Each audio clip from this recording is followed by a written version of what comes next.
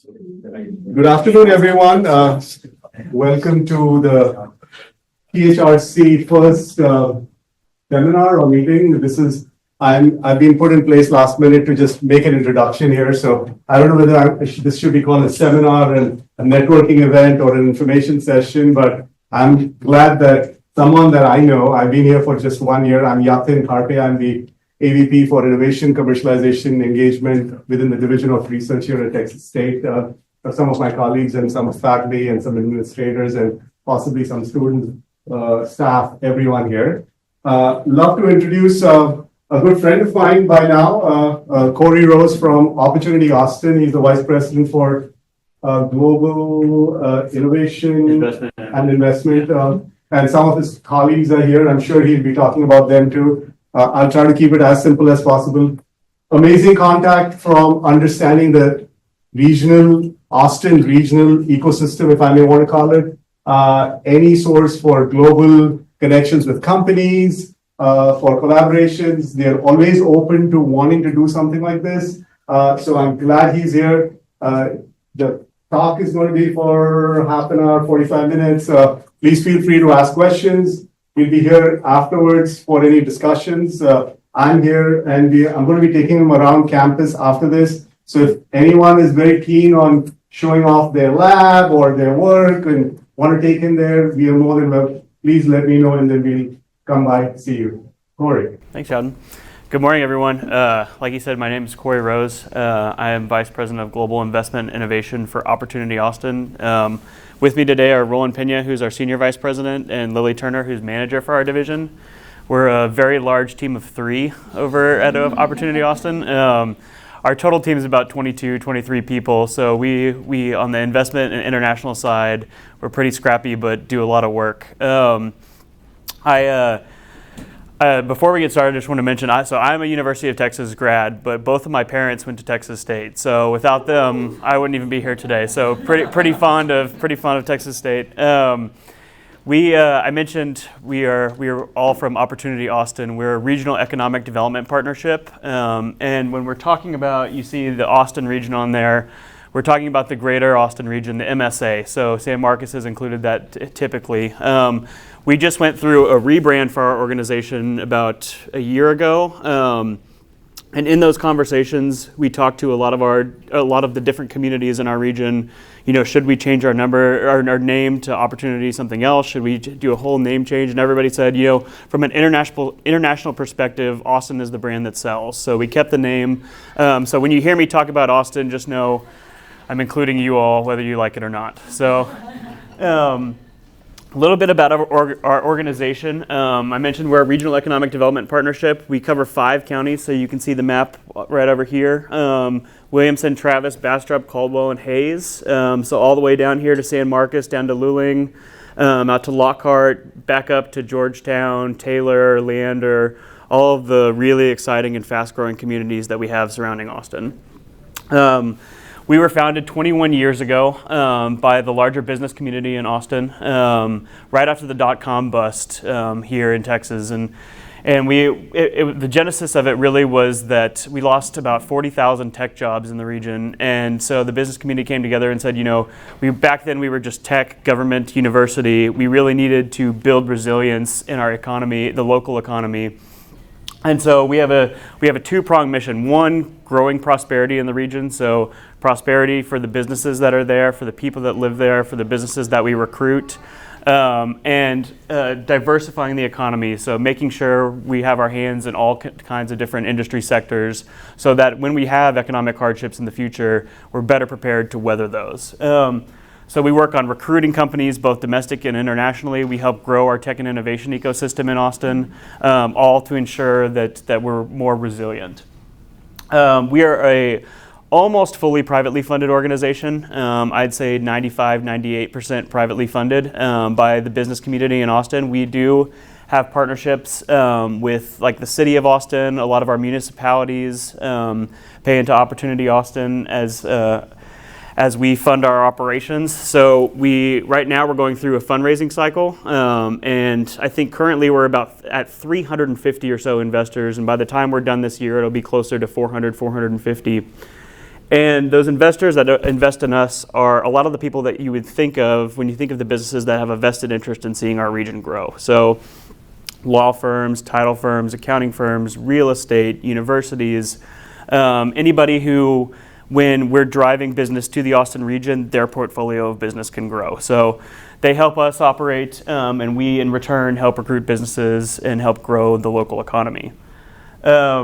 We operate on 5-year strategic plans. So we are in the first year of our next 5 years. We just completed 20, so 4 strategic plans. We're on OA 5.0. We typically work with a consultant to help us design a strategy that we execute for the next 5 years. So this last year, we worked with Ernst & Young on our next 5 years. And a big part of that strategy is connecting to global markets. So working with international partners, recruiting international businesses, building the Austin brand internationally, and making sure that we're really we're driving that international traffic. I'm sure a lot of you know about South by Southwest.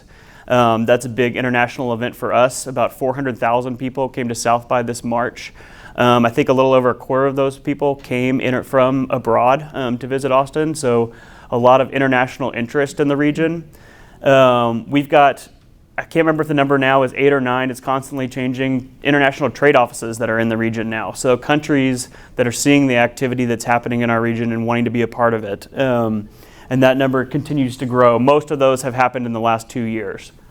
What else? Over our 21 years, we've impacted over 700,000 jobs in the Austin region, so helped drive a lot of the growth that you've seen. And created over $33 billion in economic impact. So a lot of good work has happened, and it's coincided with a lot of the growth in the city. Pushing the wrong button. So here you can see, I'll move to the side a little bit, but you can see sort of the impact of a lot of our work. These are the projects that we've had a direct hand in. A lot of it through our economic development team, who's about a team of 8 in Opportunity Austin. Along with us, it's really sort of an all-hands-on-deck mission. But you can see the different strategies, our different 5-year plans are highlighted by different colors. And so the last 5 years, 2019 through 2023, were by far the most successful 5 years that we've had on record. And we're hoping that trend continues through 2024. But a lot of continued growth in the Austin region and a lot of relocations and expansions from both the U.S. and from abroad. And a lot of those numbers are highlighted here. This is mostly domestic relocations. You can see when it comes to recruiting businesses that California is the state that keeps on giving. Most of our projects have come from California. And some of it we'll touch on a little bit in this presentation, but a lot of it has been the business-friendly climate here, the lower cost of living, the quality of life here, and a lot of things that we focus on as a team. Our largest international markets for the last 20 years, for the most part, have been the UK, Canada, Australia, France, Korea, Japan, a lot of the major players internationally. I think the UK has close to 90 companies that are operating in our region. So a lot of, like I said, I'm going to continue to harp on, there's a lot of international interest in Austin happening right now. I mentioned that one of our core focuses is increasing the different industry verticals and making sure that they're strengths of our region. And so here you can see some of those industries that we target when we're going out and recruiting. For the most part, we're industry agnostic. If you've got a business that wants to be here in the region, we're willing to work with you and figure out how we can make you successful here. But when it comes to being proactive, these are sort of the things that we focused on in some of the sectors that we've grown a lot over the last few years. I mentioned that we operate on our 5-year strategic plans, and so the biggest industry focus for us the next 5 years is life science. So very pertinent to what a lot of you do here in this room, but we've got something between 300 and 400 life science companies just in the Austin region, and we're not packaged as a life science community. When we're competing around the U.S. with a lot of the life science hubs, whether it's Boston, San Diego, the Research Triangle, those are our competitors on a day-to-day basis, but they're seen as more of life science hubs than we are. So we're working on how we package that messaging and how we continue to grow that industry moving forward. In the pictures that you see here, you can see some snapshots of our team. You've got Roland there on the top signing an MOU with a Korean multinational firm that came here to Austin sometime at the end of last year probably, and they were looking to invest in our startups. So they They're trying to expand their portfolio of reach outside of Korea, and so they came here just to cut checks to startups that they found interesting and that fit their core mission. On the bottom left, you've got the three of us touring a cosmetics factory of a French company that's in the Austin region. And then the bottom right is myself, our CEO, Ed Latson, and Governor Abbott in India earlier this year on a investment promotion mission to India, continuing to sell Texas abroad. So a lot of exciting stuff happening there. I mentioned our mission to increase our industry diversity, and so you can see here on this slide that we compare pretty favorably to the United States as a whole when it comes to industry diversification. So very strong in business and professional services still, in manufacturing and construction, leisure and hospitality, retail, but pretty diversified across the board when it comes to the industries that are operating in our region. So next I'm going to talk a little bit about our team specifically and some of the work that we do within Opportunity Austin. So I mentioned our OA 5.0 plan, and so there's 4 priorities for the plan: continuing to enhance economic resilience, connecting to global markets, which we'll come back to, filling the talent pipeline, and improving quality of life. So kind of the 4 pillars of how we're operating going forward. But priority number 2, connecting to global markets, is really where our focus is as a team. So making Austin a top global destination for business and investment. And so that comes in 2 forms, not just recruiting companies, but recruiting capital as well to invest in our startups and our ecosystem here, so that those companies can be successful and continue to grow. Here's a chart of some of the different initiatives that we have identified and are tasked with within that connecting to global markets. So you'll see expand efforts to recruit internationally, solidify the Global Capital Growth Initiative, which I'll touch on here in a little bit. Develop a structured international soft landing program. So really sort of a comprehensive regional soft landing program that when businesses are looking to come to Austin, we have a tailored program for them with all the resources that they need to be successful and to hit the ground running when they're entering the U.S. market. For supporting business expansion into foreign markets. So this is a new initiative for us. We're not ignorant to the fact that businesses are going to continue to grow and to look for new markets to not only expand their product, but their services and their physical footprint.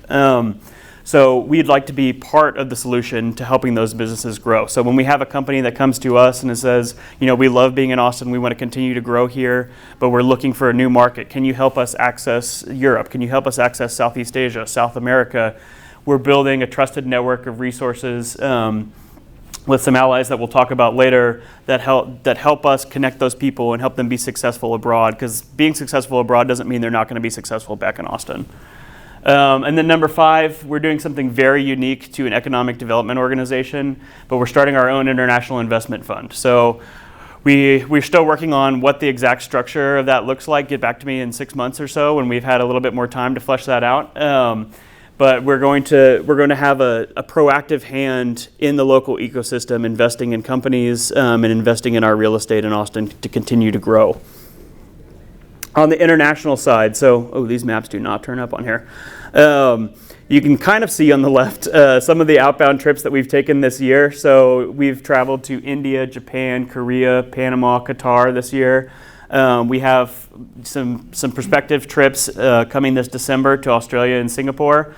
But next year is going to be a big travel year for us as we continue to sort of spread the message about Austin and recruit capital and international companies. On the right, you can see part of our day-to-day work is that we host a lot of international delegations at Opportunity Austin. So when groups of companies, government delegations, startup delegations are coming to Austin to check out the local market, to look at it as a prospective place to set up or to find out what's happening there, we host them, walk them through a similar presentation to this, more generally about what's happening in Austin, who the players are, who they can get connected with. And so far this year, I just checked the numbers this morning. As of today, we've hosted 63 international delegations this year. So a lot of international interest. Over the past 2 years, we've hit 60 overall.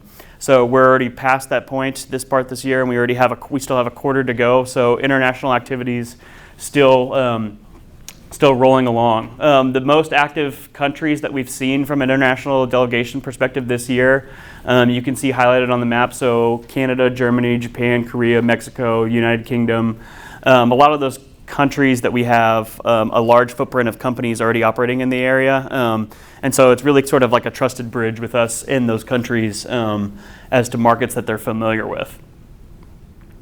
Here are some of our target markets, though, moving forward. So we've got, and these have all been identified for specific reasons that you can see at the top of the chart, but countries that we have international direct flights with, countries where we have trade offices within the region, capital markets that we're interested in. So capital markets are countries that have a large footprint of dollars that they can invest outside of their country. So we travel abroad and we talk to LPs, we talk to small family offices, we talk to private equity, we talk to sovereign wealth funds, and pitch them. We'd establish relationships and pitch them on the Austin region so that when they're looking for places to invest, Austin is top of mind. So they'll come. Once they have these established relationships with us, once they feel comfortable, they'll come to Austin and they'll cut checks for our startups. They'll cut checks to invest in real estate. So it's really important for us to continue to grow those numbers. Other qualifiers, the number of companies that are operating in the region and the number of jobs that they create, and then the total trade that they engage with from the state of Texas. But it's a pretty diverse list, a lot of North America, Europe, Southeast Asia, Middle East. So we're hitting a lot of different target markets, but also with a focused interest.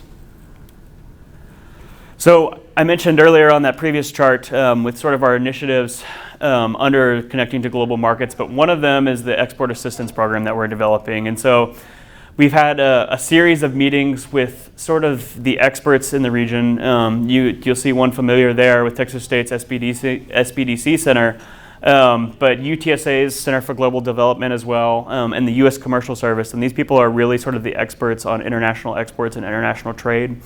And so we're serving as the conduit for not only companies that are coming here, but connecting them to the right players domestically and internationally, so that when they're looking for new markets or they're trying to figure out how to navigate the complexities of exporting, they have the resources that they need and the connections that they need, so they're not just going into a market blind. A lot of times what we can see is a company is they may be ready to scale, they may be ready to look at new markets, but they don't have the research, they don't have the contacts.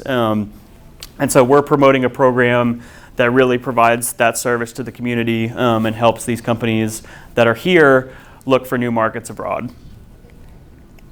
Here are some of the major international companies that are already operating in the region. So these are companies that have inbound offices and large footprints in terms of capital investment or job creation. A lot of those I'm sure will look very familiar. But transitioning to the soft landing for international companies that I talked about. So this is a program that we spent a lot of time working on over the last year or so and are looking to move into the next few phases of and launch pretty soon. But we're providing a lot of really great resources for companies that are moving here. So tailored assistance for market entry, comprehensive resources for relocations and expansions. So when companies are looking here, getting them connected to all the things that they need to. So if a company needs to set up their business and talk to a law firm, or they need help with immigration, or they need help finding capital, we help connect them to all those services. That's also part of access to key networks. One of the big things that we offer that not a lot of people can is information and contacts for accessing incentives. So whether it's incentives from the city of Austin, it's from one of our counties in the region, it's from the state of Texas, we can help navigate that process for them, make sure that they're getting all the funding that they need. And that doesn't just go for international companies that are coming from abroad. It's for companies here too that are expanding and that qualify for certain resources.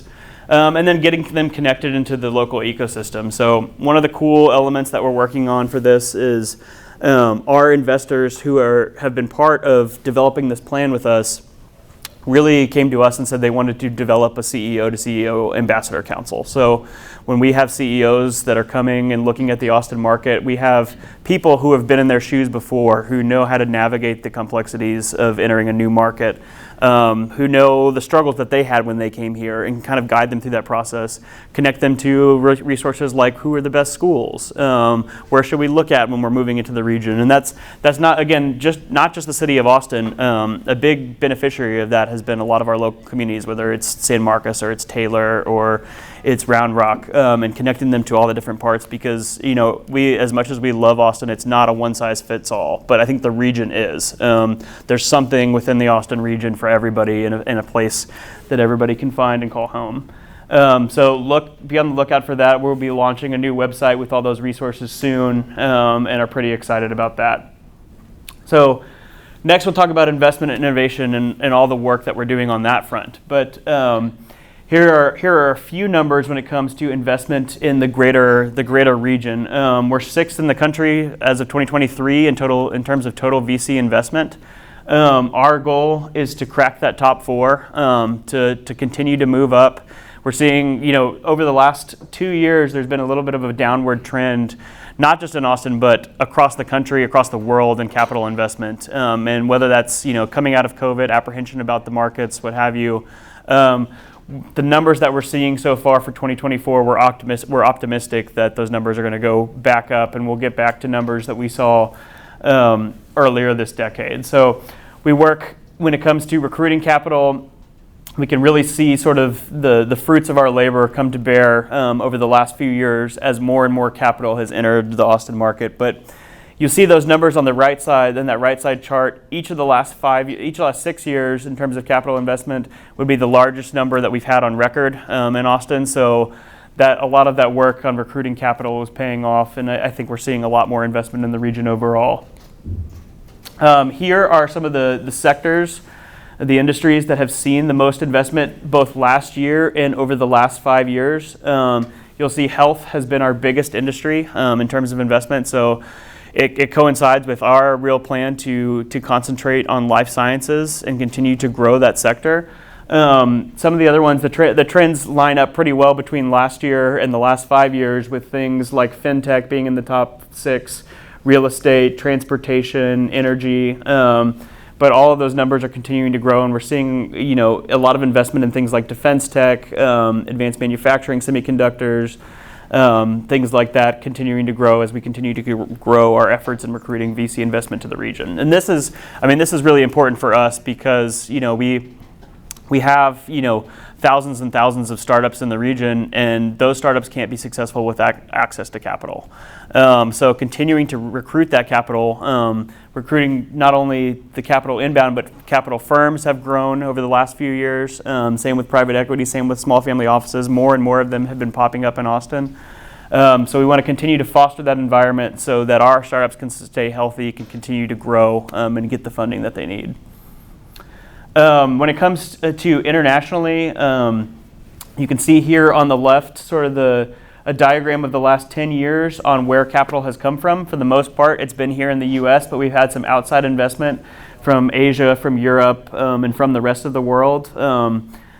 Capital investment from Asia has continued to grow. We see a lot of interest from capital markets like Singapore, and fingers crossed, but Singapore is about to open an international trade office in Austin. So those things there's no coincidence there that there's continued growth on both sides. You can see some of the big names that are operating in our region when it comes to local investment, and I'm sure a lot of those will look familiar, but Antler down there at the bottom is an investment firm from Singapore. So makes sense when you see Asia sort of continue to grow. This is a really cool tool that we'll get into some more details in the next few slides. But I would definitely encourage you to check it out if you're not familiar with it yet. But this is what we call our Austin Ecosystem Platform, and it's a partnership with a startup called dealroom.co. And essentially what it is a catalog of the startups in our ecosystem. So right now we've got about 4,500 different startups that have profiles on the ecosystem platform.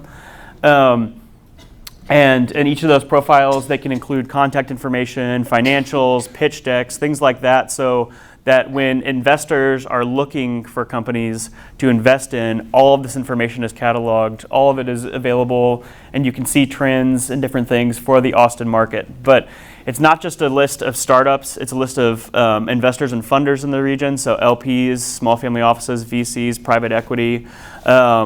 We've got links to lists of resources for accelerators and incubators in the region, universities, so Texas State has a profile on there, which we'll show you here in a little bit. And there's also, I think the coolest element is that there's a matchmaking tool on here. So when all of these funders and when all of these companies have profiles on here, what they can do is go into that matchmaking tool, put in the certain verticals that they either apply to them or that they're looking for, what sort of seed round they're looking for. So, whether it's their seed company, they're looking for a Series A, they're looking for a Series B, what have you. All the different metrics that a funder would need or that a startup would provide, you can sort by those, and it'll spit out a list of prospects for you. So whether that's a list of companies that typically invest in a company or a list of funders that typically invest in a company like yours, or a list of companies that you would want to invest in, the matchmaking tool works both ways, and we've had both investors and companies find deals just by using the platform. Let's see, what else do we have on here? So this is one of the front pages of our platform, and actually what I'm gonna do is pivot here a little bit and open this up so y'all can just see it, if this will work. So this is what that page looks like that I just clicked on, and when you go to it, what you can see is a ton of different really cool resources about the innovation ecosystem in Austin. So there's a comprehensive guide here. There's all different kinds of charts and reports about activity within the region. And again, this is the entire MSA, so not just Austin when we're talking about Austin, but includes San Marcos. It includes all of our different communities within the region as well. But a lot of really cool different tools. So top Austin health startups to watch, for example. VC investment by stage that you can see on that chart on the right.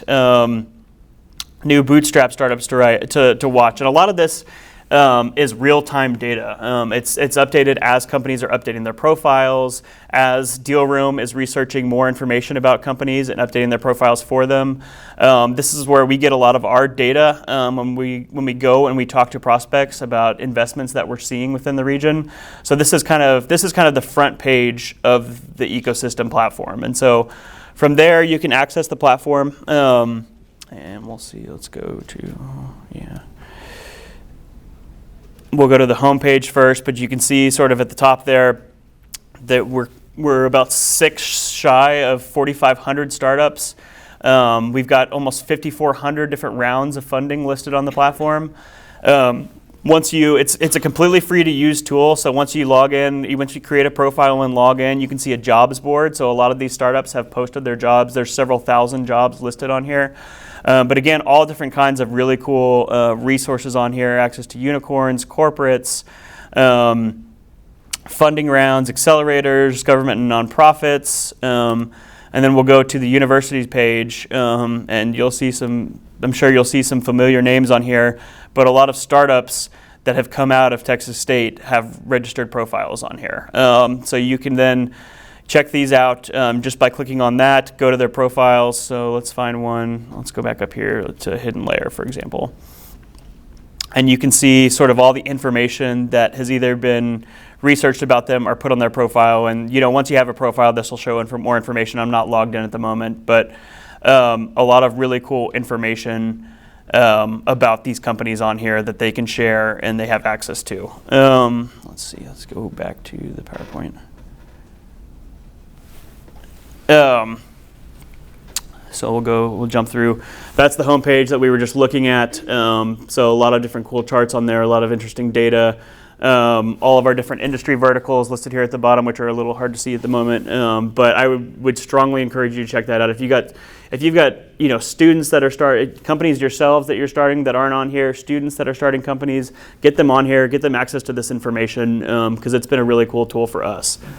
The genesis of the ecosystem platform kind of came in 2 ways. One, some of you I'm sure are familiar with Army Futures Command, which is a next generation headquarters of the U.S. Army focused on next generation defense technology based in Austin. And when they were surveying the country, I think they surveyed about 150 different metros on where they were going to locate this headquarters about 6 years ago. And one of the biggest things that they were looking for was a catalog of the startup and innovation ecosystem. So we started working on this platform, making sure that we had the tools available that they would need to find data. And then, do you want to tell the story about the startup? That you know that one better than me. That we were, or the company that we worked with that was looking for information on our startups. Sure. So we did have, just to reiterate what Corey said. So we do domestic marketing as well as global marketing. So we had a major global tech company in California who at the time was apprehensive about meeting with us because we do all our research in-house, and we set up a meeting with that. We're trying to set up a meeting, so we do cold call emails. And so when our competitors from all over the US say, well, why are you guys so successful? And they come to learn, and their jaw drops when they realize that we don't hire consultants, we don't buy distribution lists, we do our own work, right? So we're trying to set up a cold call meeting with this global major company. And they said, you know what the problem is with the Austin region is we can't find your early stage startups. And it was that they were looking for a digital gaming company. We're number 3 in the country for digital gaming. And I'm like, that's crazy. How can you not find that? You know, that's a major industry cluster for us. So at any rate, they said that's the issue with the Austin Metro. So that was a good case study for us. Eventually, we pulled a list for them. We have something like 350 digital gaming companies in the Austin Metro. We pulled a list of 120, and they decided to meet with us. I mean, immediately. But that was the feedback that they gave us, and that's another use case for us. And that's why we decided to pursue this platform. So I mentioned we work with a startup called dealroom.co on this, and so essentially how it works is we pay for a license for the Austin Metro and work with them on all the data that we want to showcase, the features that we want, and we pay for that out of our budget so that all these companies can have free access to this tool. So other metros, other parts of the world, other countries also have profiles for their regions on Dealroom, but they're not all free. Some countries have to, some people have to pay for those platforms, but we want to keep this open access so that we can continue to foster that growth in this ecosystem. That's the profile for Texas State that we just looked at. If anyone wants to scan that QR code real quick, that takes you directly to Texas State's profile on there. Any of these resources, it's as you can see when I was clicking through it, it's pretty easy to navigate. It's pretty easy to find just by clicking on the universities tab there over on the left. Here's some of the activity that we've seen, both domestically and internationally, when it comes to accessing this platform. So all of we just did a relaunch of this platform about 6 months ago or so. So that we're about 2 years in, and the activity and the growth that we've seen in terms of accessing this information has been huge. So all of our numbers are up over 100% year on year, and so this is a platform that's really taking off. And that visibility is important because it means more eyes on these startups and more opportunities for them to showcase what they're selling. So really important for us to continue to grow that information, to continue to get the word out about this so that our companies can be successful. A lot of the users that are accessing this are private sector, are funders, and people that are the most important users for us that are going to fund our startups when they're looking at this information. So keeping those numbers high is important to us too, because it means that the right people are looking at the data. This one's a little hard to see too, but you can see the international traffic, the countries that are seeing our startup platform and wanting to know what's happening here. And so this is important not just from a funder perspective, but for companies that are looking for new markets, that's like we've talked about. So if it's a company from Singapore, a company from Mexico that's looking at the US market, they can survey, what needs there are in the local ecosystem, what companies are already here operating in that space, what needs that they can fill when they're looking at the US market. And so it's really important for us to kind of survey the international traffic that we're seeing when it comes to accessing our resources. And one more thing that I want to highlight for y'all, and then happy to have us take some questions, is we've got, maybe one of y'all will want to take this instead. Y'all are the experts on A-List. Lou, you want to talk about it? Sure. So we have the Austin A-List Awards coming up on October 23rd. It's an event to showcase all of the innovative startups in the Austin region. So we have about 13 nomination categories, everything from pre-seed emerging startup to international startup of the year, a VC plus, and then VC firm of the year, CEO or C-suite award of the year. Really to bring a focus on top innovative companies in the region. So we're getting people applying from all over, all sizes. So we really recommend attending the event. Early bird pricing ends October 1st. It's cheap right now. It's like $25 a ticket. So $25 a ticket. Great opportunity to network with ecosystem leaders. A lot of people from accelerators, incubators, VC firms are going to be there. So I would recommend attending. Pre-COVID, we had about 700 people attending this event every year, and that's all the people who are, like Lily said, the big players in the innovation ecosystem in Austin. So we're hoping to maybe not quite this year, but next year be back at those numbers and have a lot of interest and a lot of buzz for our startups. We've already closed the nominations and the judging process, but next year this is an annual event. So next year we'd encourage y'all to get your own companies, to get your students' companies applying for the A-list awards and get them some recognition for all the successful work that they're doing. There's our team, codes to our LinkedIn profiles. But yeah, that's a little bit about what we do and who we are, but happy to answer questions. I know that was a lot of information at once, so. Thanks.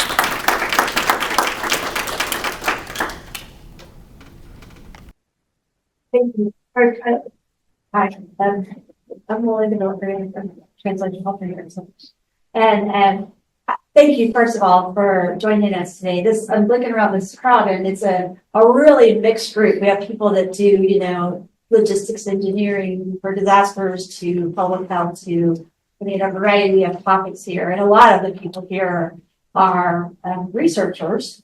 And not to, insult us, but we move really, really slowly, often, and methodically. And I find the energy around people that are in your space being totally different, like fast and, entrepreneurial and all of those things, which is really, really exciting for a researcher. It can get a little bit intimidating when you're trying to plug in. And so this might be a tough question, but maybe not. I don't know. For the researchers in this room, it looks like you have so many tools and so many things happening. Is there something that comes to mind that you don't have that you could use to tell Austin's story and opportunity Austin's story better, that some of the people here that have that research mindset could think about how to fill gaps for things that are needed? Yes. Yeah. Go for it. So that was a gap for us. So we didn't have the innovation piece. As Corey mentioned, with Outreach Research Command, we learned that very quickly. They were looking for detailed information. The closest thing we had for that was PitchBook. PitchBook is expensive and it's cumbersome, and we don't like it. But I will say, because we are moving into the global markets, the foreign direct investment element is extremely important for us. We've done very well across the U.S. in terms of recruiting companies. But now, as you heard from Corey, we're moving global. We're going abroad to recruit companies moving forward. The difficult piece for us is to know what are the companies that have dedicated foreign direct investment money to invest in the U.S. There is another tool out there, I think it's called FDI Markets or something like that. It's expensive as well. It's another platform. So in lieu of PitchBook, we went to find, the best partner. By the way, Dealroom.co is also partnered up with a startup, Genome, who ranks these global innovation ecosystems. And by the way, has been ranking the Austin Metro in the top 20, top 25 for about 10 years now. At any rate, that's what we're looking for in terms of foreign direct investment. Who are those companies that have dedicated funds and have made a commitment that they're going abroad? Everybody wants access to the largest market GDP in the world, and that's the U.S. That to me is I think a potential resource for economic developers like us and researchers like yourself. They can provide a good resource. That is one that I can think of. Yeah, I would say in part to that is we can probably do a better job as an organization in engaging universities when it comes to our recruitment efforts. So when we have international, whether it's like large multinational corporations that are looking for data, let's say if it's in the health space, we could do a better job of engaging you all, whether it's a central person that then knows who to talk to on the research side, but information about the market, what's already here, so that we have better data points to sell them on when they're looking at the region. I'll give you another example. So a lot of the data is lagging, right? So some of the regulators are aware of that U.S. Census Bureau, Labor Statistics, that information lags. I was looking at a stat this week, and I was questioning our research department. I said, hey, this number, enrollment for 100-mile radius, seems low to me. 415,000, almost 416,000. Pre-COVID, it was around 500,000. So I was questioning that, and I heard the news that Texas State University had record enrollment. I heard all these other universities. I said, that number has got to change by now. And our researcher said, well, it's a lagging data. We can't get access to it. And so for me, we have to build a case every time we're competing against other regions, right? And so if I have the best data that nobody else has that shows that we're very competitive, and we can save on costs, business costs, we're going to win. That's how we won Army Futures Command and some of the other projects. So that is a need. So if we can find a way to solve that lagging data type of thing, maybe find something that's much more, moving at the speed of innovation, perhaps that gives us that advantage. I would say too, we do a lot of international marketing promotion of the region. So if there's stuff that y'all are especially proud of, that you want more international people to know about just in that space, send it to us and we'll promote it through our OA channels. We'll put it in our newsletter. We'll put it on our social media, so that, not only are we doing a better job of selling the region, but we're getting to promote you all as well. Thank you. And my second question was about, Texas State is doing all these partnerships with universities globally and kind of increasing our global footprint for student learning opportunities. But it just seems to me that we could also really engage with entrepreneurs in the business sector and try to develop some, research partnerships in places where we're sending our students and our faculty. And so any thoughts about how we might kind of figure that out? To find companies and things that are attached to Austin already that we could piggyback on. So Texas State is a strong talent producer for us. We have a major population for us. I need all the data that you can produce. I would need contacts for the talent. These are the folks in the different schools that are saying, hey, this is the contact at every school, whether it's a business school, whether it's the engineering school, whatever it is, so that we know who to send the employers to, right? So we can introduce them to, so they can go after talent, they can speak to them about internships and that kind of stuff. That's one. But I also think that because of the robust economy and what's happening in terms of the verticals, what Corey mentioned is we set in motion diversifying our economy. And because of that, we have these major industry clusters right now. Great opportunity for startups, right? The larger the industry cluster, the more opportunity there is for innovation. So startups thrive in this kind of environment. But we also know that these companies are applying for major grants. U.S. CHIPS Act, TIE, SpaceWorks, HalfWork, all of those. And they have to show some kind of community engagement, educational engagement. So I need, beyond the talent contacts, we need contacts in every one of those schools that can be a resource to us when we're talking to these companies. And these companies can say, look, not only will I recruit talent, not only will I utilize internships, but I'm also going to participate with the engineering program, and I will do tech talks for them. And I will, because they have to show that as they apply, what is their community involvement, that kind of thing. So that's the other piece that we're lacking, I think, in our department. Your question was also asking about how you all develop international partnerships, right? So it kind of gave me, and I just sitting over here brainstorming while Roland was talking, but I talked about our export assistance program, And part of that program that I didn't touch on is that we are signing some strategic MOUs with organizations like ours in those target markets that we had up earlier. Let's go back. So we're signing MOUs about, essentially saying we provide these services to companies from your region that are looking at the Austin market.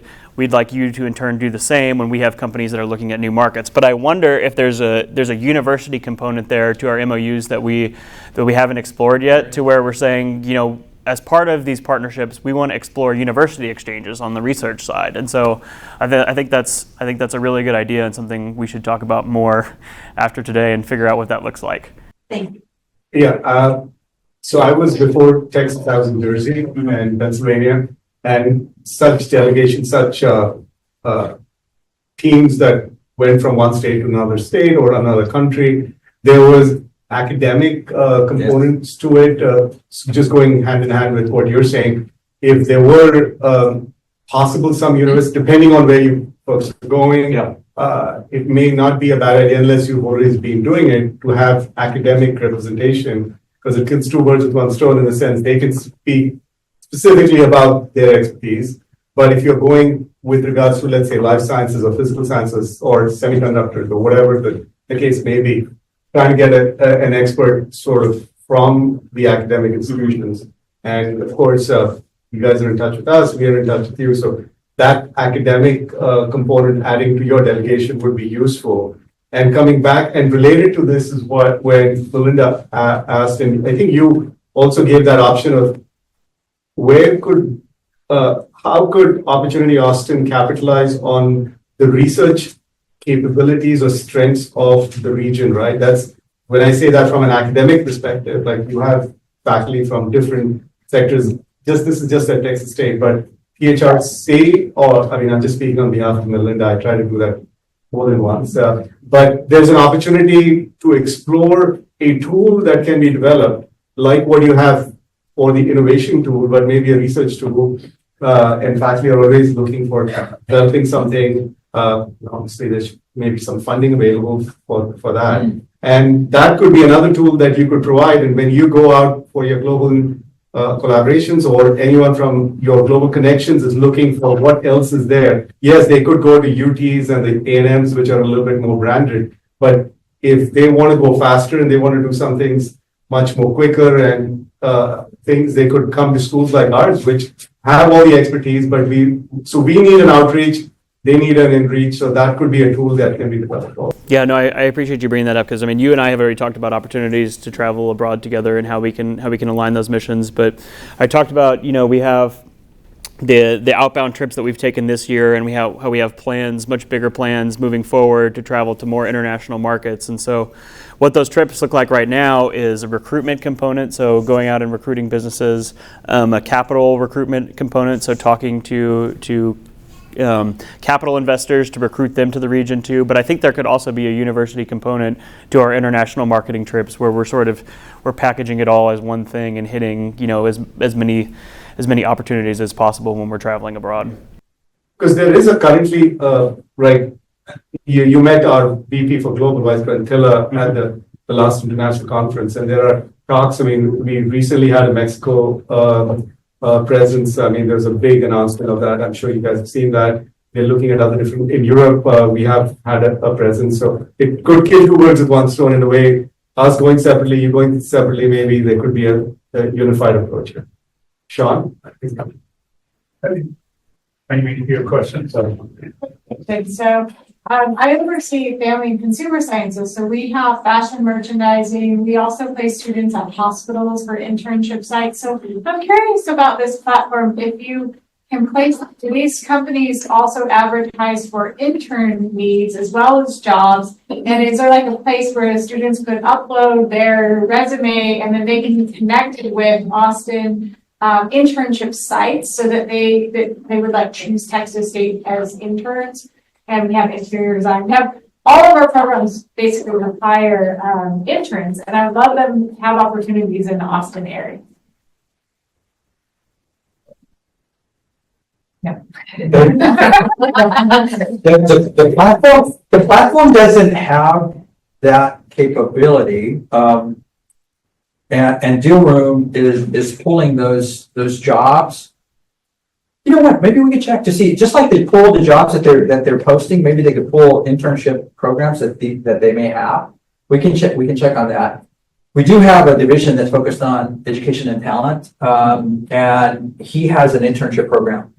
And I mean, working with the schools, he knows whoever the internship coordinators are at the different schools. So we can follow up on that, but we can also check on Deal Room to see if it's a possibility.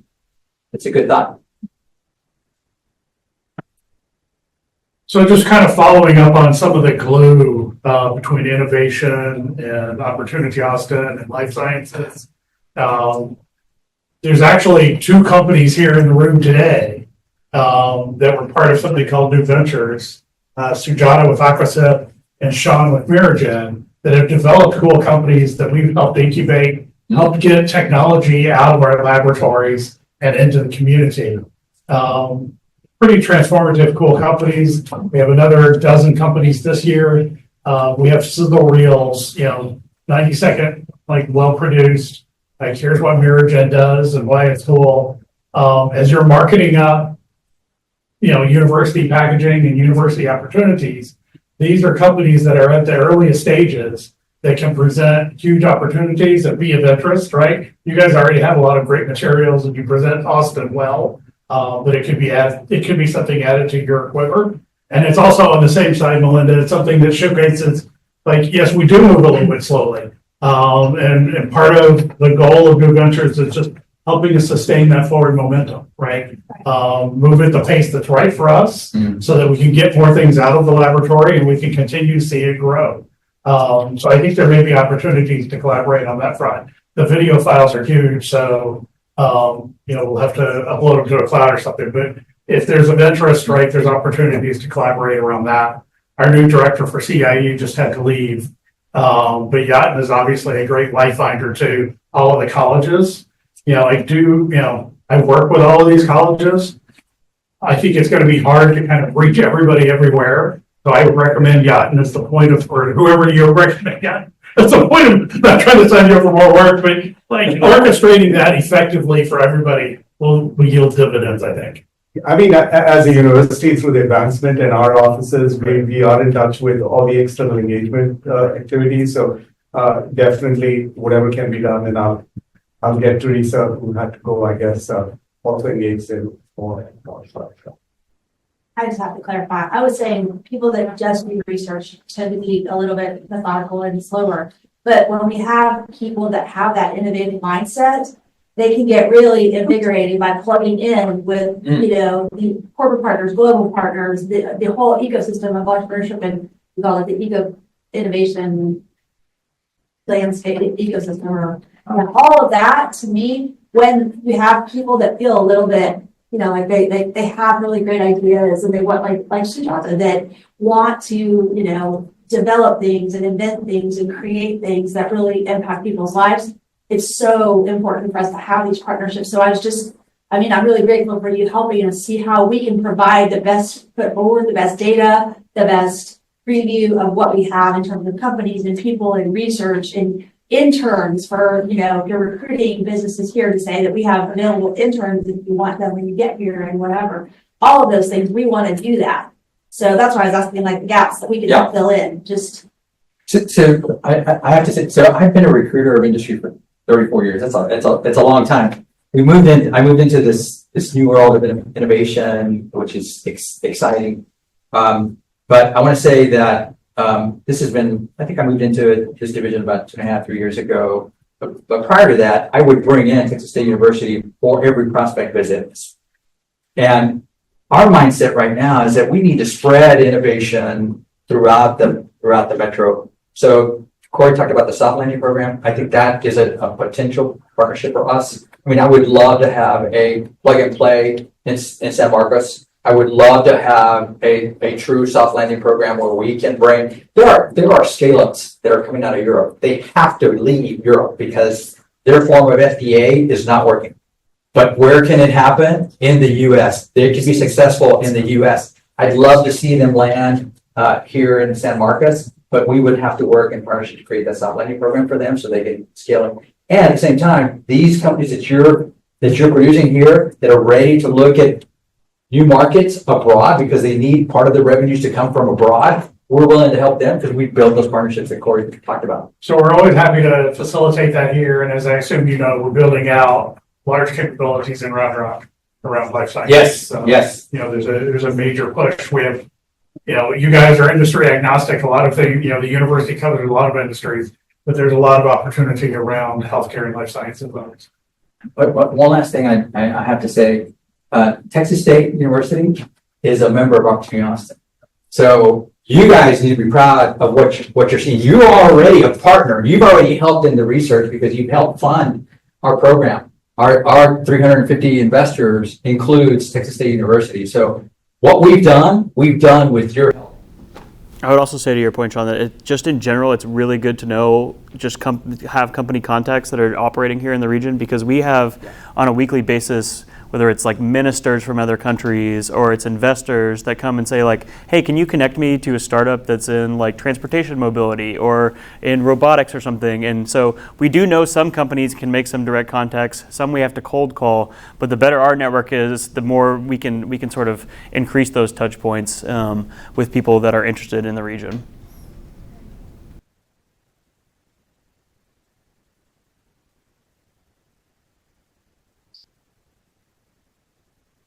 You had up there, and I know you touched on this, the other parts of your organization work with workforce development. Just who would be the direct person to reach out to at this point on that? I think that you're in touch with our workforce development team, being a director, and they also have a talent ambassador program as well. I'm sure they're already working with Texas State on that to be the leads that they have. A lot of the local companies join. They have a talent ambassador from the company side, and they survey them, they find out if they're looking to hire students, internships, participate in work study programs. So if anybody wants to be directly connected to that program, let me know. And Victoria is an alumni, right? Yes. Yeah. She does come on camp. I mean, in summer she was here for a couple of programs. And trio. Yeah. So I didn't get a chance. The day she was here, I couldn't. But she wants to come back on campus and wants to engage more and see all the things that she misses, I guess, from her back time. So, yeah, feel free to reach out to Melinda or me, or I make sure that we try to talk everywhere, so then we can get the information back to Opportunity Austin. If I could kind of piggyback on that, Texas State is growing. We're launching all these new PhD programs, and many of them are an opportunity to tailor, doctoral training to the jobs that are out there and will be out there in the future. So the integrated molecular and biophysical chemistry PhD program has a specific goal of, training students for those industrial jobs. We welcome the input of the people that you're talking to in terms of what are they looking for talent, not just now, but in the future. And how can we tailor our programs to make sure that we're producing that sort of skill set in the students that we're graduating? Yeah, one element of OA that I didn't mention is that we have a team that's focused on BRE, business retention and expansion. And so literally all they do is communicate on a day-to-day basis with businesses in the region to hear what problems they're facing, what tools they need, what talent they need in working on. So we have a lot of data around that, and are happy to communicate more on what we're hearing from businesses. Sounds like even if you are developing a PhD program, or if you just got one and you're still lean and scrappy and figuring out how to make it a pipeline for PhD graduates to go into the workforce that we need in our region and globally, there's a lot of places to connect in addition to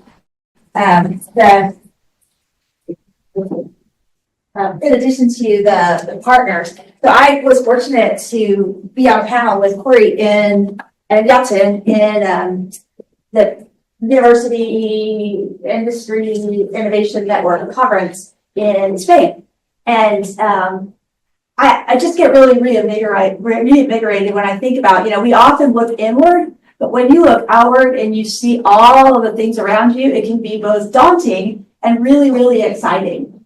And the exciting part comes when you realize that there's organizations like this and groups like these folks that are going out and speaking on our behalf and building connections on our behalf.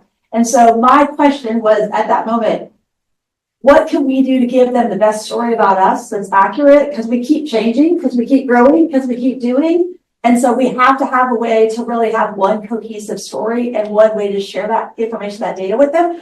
But then also, as we build all of these things that are happening here, all of the companies, all of the startups, all of the patents, all of the programs at the undergraduate, graduate level, internships, all of it, how do we be the best partner possible to Opportunity Austin? Because, I mean, we're in San Marcos, but we're in this region together. And not only do we want to take advantage of everything that they're doing on our behalf and say, thank you, we want to be a good partner and get the most out of it.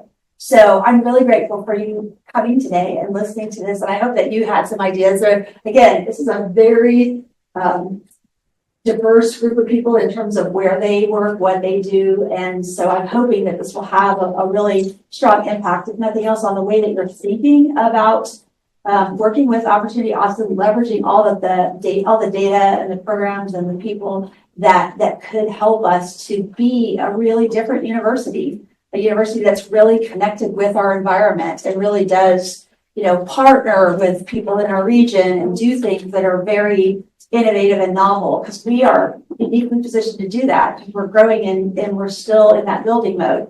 Some of the other places, the best they can do is just not mess it up, And we have a really, really unique opportunity based on our historical success and everything we're doing now. So I can't thank you enough for coming today. Thank you for having us. I have a little gift for you. Thank you for coming on behalf of Translational Health Research Center. And thank you very much. If you have any additional questions, please feel free to ask it when they get away, or if you send them our way, we can make sure that they are funneled to the right person too, if you're not sure who to talk to. Thank you so much. Thank you all.